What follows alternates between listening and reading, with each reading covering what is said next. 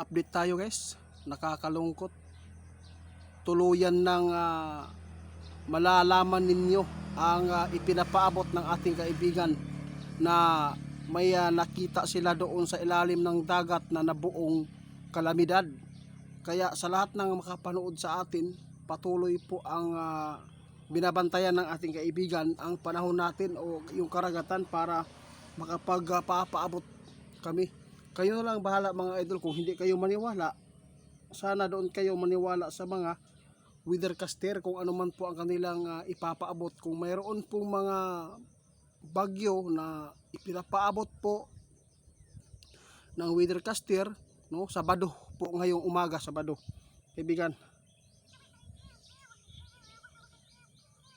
Oo nga. Bakit po? Ano po ba ang update dito? Guys, tandaan ninyo, ito na po ang final na nakita ng ating kaibigan. Lumalaki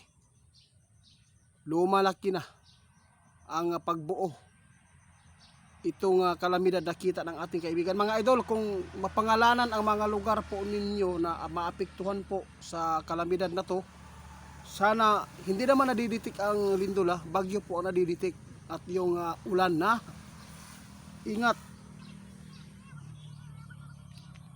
Diyos ko, paalala ni kaibigan ngayon, sana ay hindi ito malakas mga idol. Nakita ng ating kaibigan, grabe po ang lakas po ng galaw sa ilalim ngayon sa dagat, kung saan nababahala ngayon ang ating kaibigan sa nakikita nilang impormasyon, kasi pinagpapatuloy nila po ang pagtingin sa karagatan. Pero kaibigan, kumusta po ang lupa?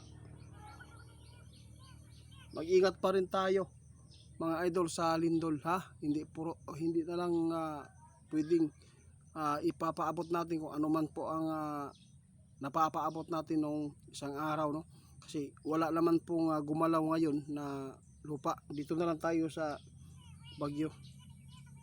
Talagang mayroong bagyong papasok mga idol, Tandaan niyo sa Vermont mga idol, malapit na 23 ba? 22 tayo ngayon mga idol, 22. Tandaan niyo yan mga idol. Hindi po kami nagpapaabot, no? Kung ikakasama man ito sa inyo, nagpapaabot kami dahil ito ay ikakabuti sa bawat isa ng mga Pilipino. O ito po talaga nakita ni Linyo. Ito po ang nakita ni Linyo, na maghanda po kayo at huwag po tayong magkampante. Kung mababasa man ang mga lugar ninyo sa weathercaster na doon po tatama ang bagyo o pag-ulan, mag-ingat na kayo.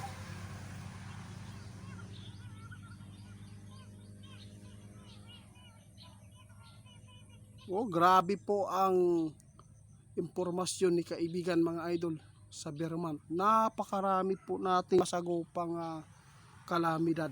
Kaya hindi pa nangyari, no, ang lindol na tatapat doon sa Piro, kasi ang Piro ang tumapat doon sa Indonesia. Ang Indonesia tumapat doon sa Colombia. O saan ba yung Colombia ba o Japan? Basta nakalimutan ko na. Basta yun lang mga idol. Lagi po niyong tatandaan, ang ginawa naming pagpapaabot ay hindi po ito para lang sa amin, kundi para po sa mga katulad ko, kaibigan.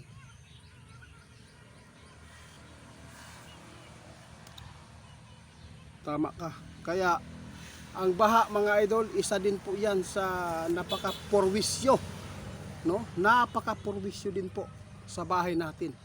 Kaya kung mayroon man kayong mga kamag-anak na pwede kayong lumipat doon sa kanila na elevated ang area, maas, hindi naaabot sa anumang baha, doon po mag-ano lang kayo, hindi kayo dapat mahiya. Dahil si kaibigan, gusto po ng ating kaibigan na kaligtasan po ang kanyang gustong ipaabot sa inyo mga idol. Yun po ang tatandaan natin. Oh, ito sabi ng ating kaibigan, lahat po Luzon, Visayas, Mindanao ngayon, kailangan ninyo na mag-ready sa anumang mga pangyayari na masasagupa ninyo dito sa inyong mundo. Kasi doon sa ibang bansa, nagpapatuloy po ang kaguluhan, digmaan. Kaya nakakabahala ito mga idol, dahil si kaibigan ngayon ay nagpaabot na sa atin lagi. Noong hindi pa nangyari ang digmaan, nag-umpisa doon sa Iran. Pinapaabot niya na may mga lugar doon sa ibang bansa na makasagupa ng digmaan. Kaya lahat nangyayari.